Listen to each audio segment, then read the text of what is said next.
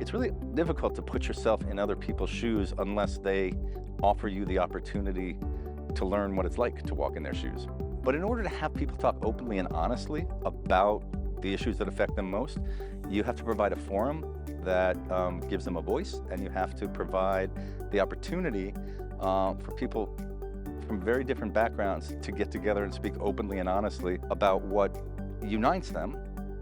People whose work experience and life experience are not all from one domain. So people thinking about social policy, education, economics, entrepreneurship, like the actual practice of government into a conversation at the same time is really important. Guilford Dialogues should be a model everywhere because at universities throughout this country, we're training future leaders. And so you have to start at an early age, particularly as you're getting your degrees and starting your life and career. What is happening at Guilford Dialogues is just as important as what takes place in the classroom.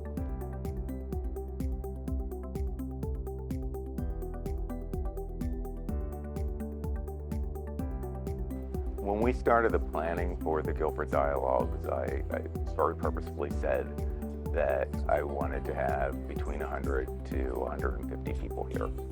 And part of the reason for setting those relatively low numbers is I wanted people to walk out of here feeling like they had a sense of community and that they had met people who they could then work with in some different ways. I don't want people walking away from the dialogues with just some ideas that they won't implement. I want people to walk away from the dialogue with some tangible things that they can do, and identifying those tangible solutions really comes out best when you have a small community that you can think with and that you can work with around the implementation goals.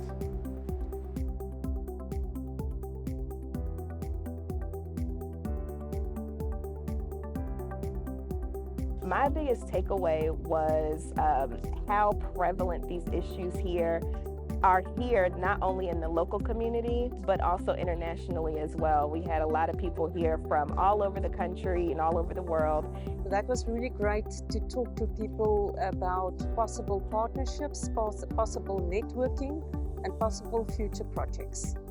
Yeah, so the Guilford Dialogues for me has been just a really exciting opportunity to be re-energized by people who care as deeply as I do about these issues, and really to help create a sense of hope I can take back with me.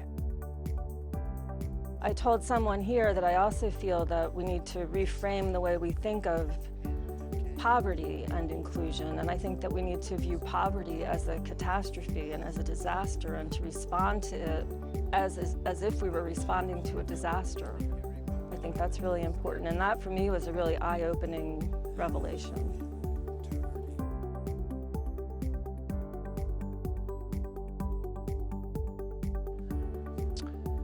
Well, I think we all benefit by having greater economic inclusion.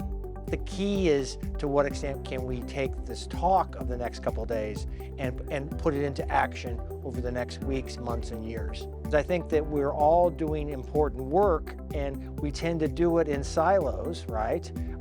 And so part of this is a way of sort of seeing what other people are doing in other places that complement what we're doing and what we can learn from. There's this woman, Margaret Mead, is an anthropologist, and she said, never doubt what a small group of dedicated people can do. In fact, every significant social change in human history, I'm not getting this quote just right, has come about because of a small group of dedicated people getting together and figuring things out.